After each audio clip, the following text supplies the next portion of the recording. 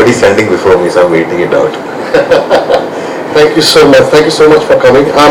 We just have a couple of questions for you, and then you, yeah, please.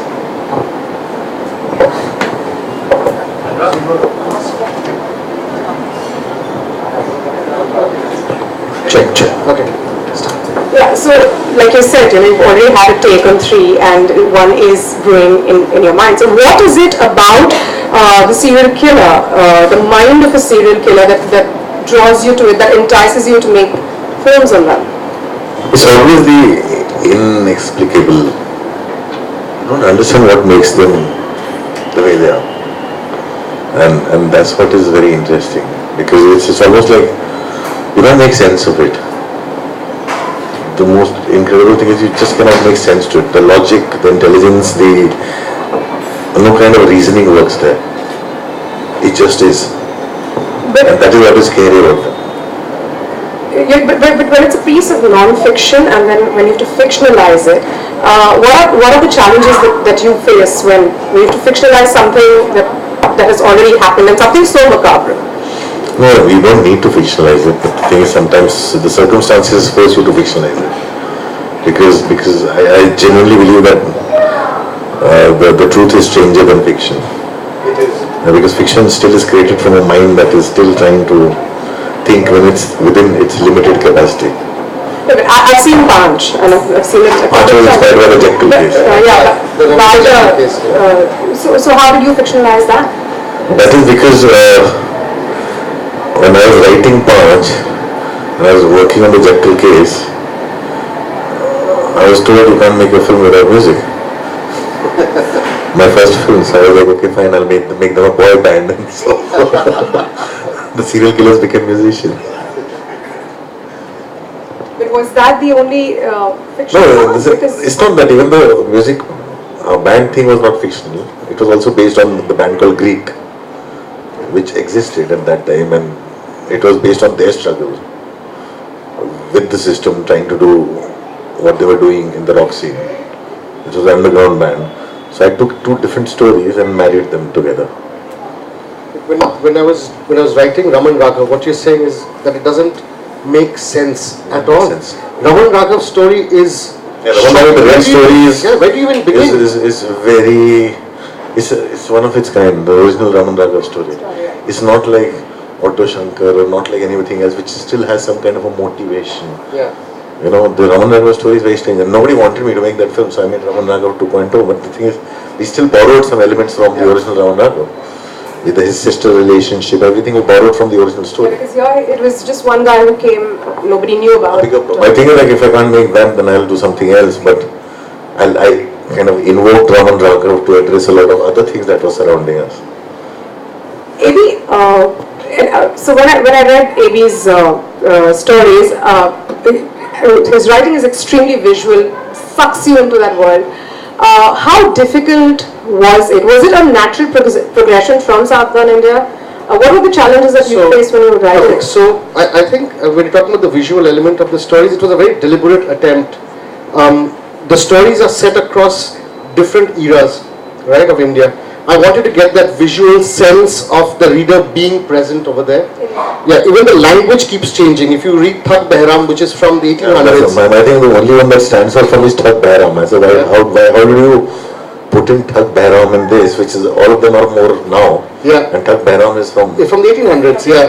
So I read up Captain Sleeman's account. Captain Sleeman was the one who actually brought an end to the Thuggy movement.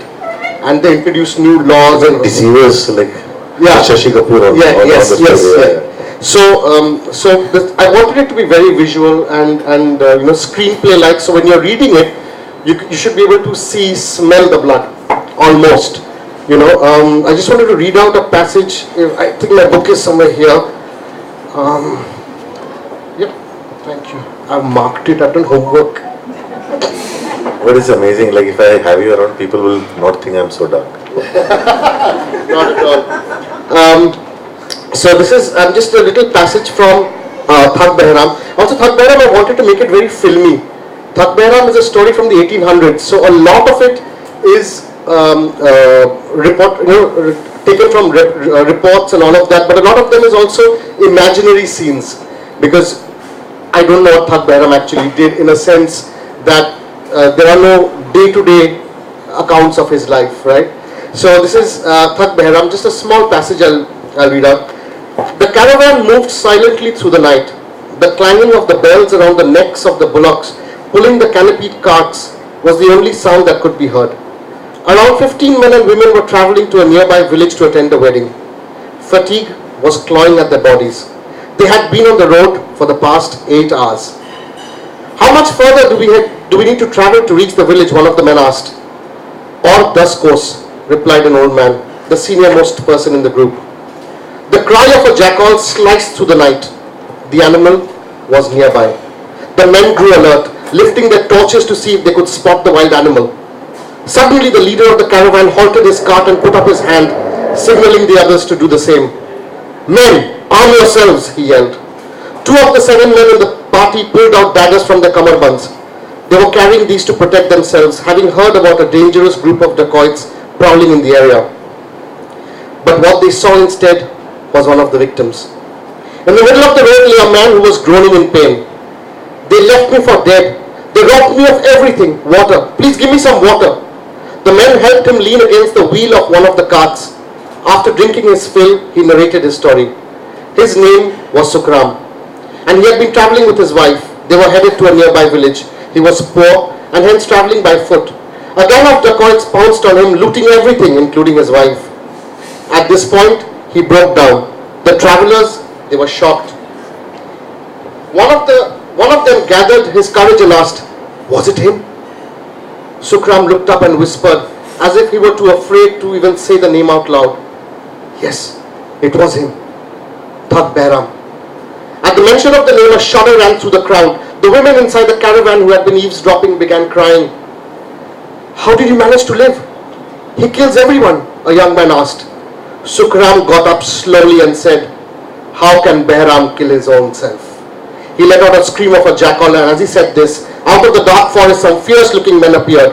They were bearded and red-eyed. With a blood-curdling cry, they lunged at the travellers who were no match for the dacoits. Within minutes, a hush fell upon the caravans.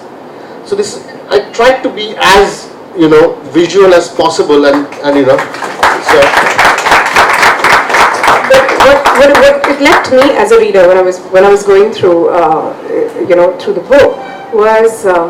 I was shit scared. I just scared the daylights out of me. Like, it was like, you just took the bull by the horns and said, this is a parallel universe and they're out there. And this you need, was that conscious too? Yeah, to allow your reader with the fall of fear. If we call it a parallel universe, it's a mistake. It's our universe. Shit is in this world. We imagine we are living in an Enid Blyton, once upon a hillock there lived some elves and dwarves, and it's not.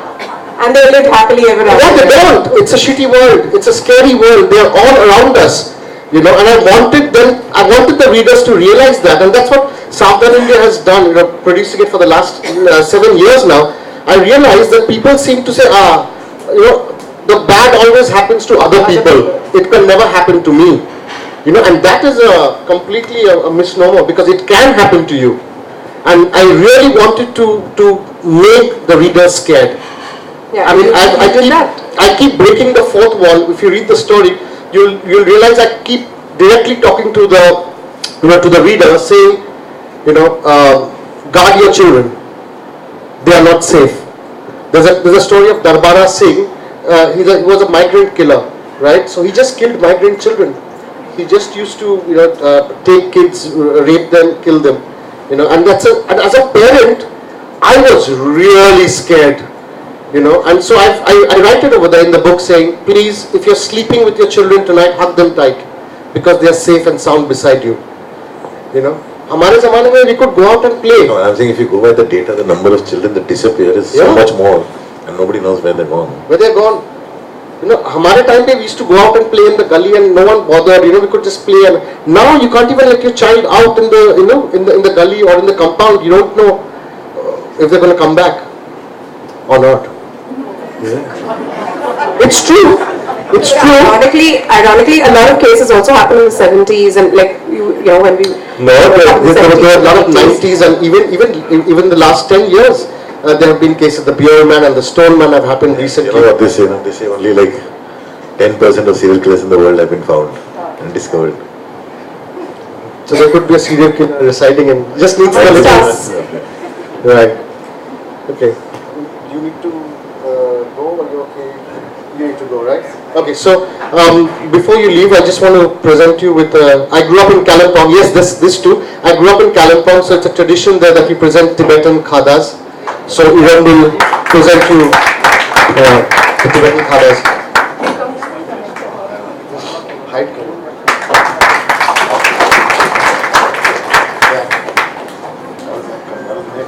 I know you in Jalpaiguri. Ah, super, super. So, we'll just post the book and press and post the book. Oh yes. Oh, we've got something else for you as well. Oh, this is for you for being kind enough. Come. And this is all healthy stuff. Gift hamper. Yeah. Can a gift hamper? Mixi ke saath free. So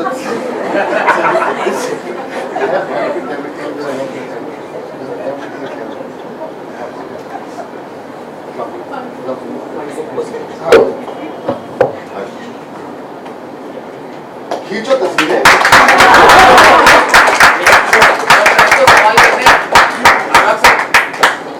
ऐसा मौका फिर press को सवाल करने को sir press को सवाल करने को सर एक को ज़्यादा टाइम नहीं लेंगे आपका बिल्कुल नहीं है सर एक question sir I'll just leave him and then I'll come back.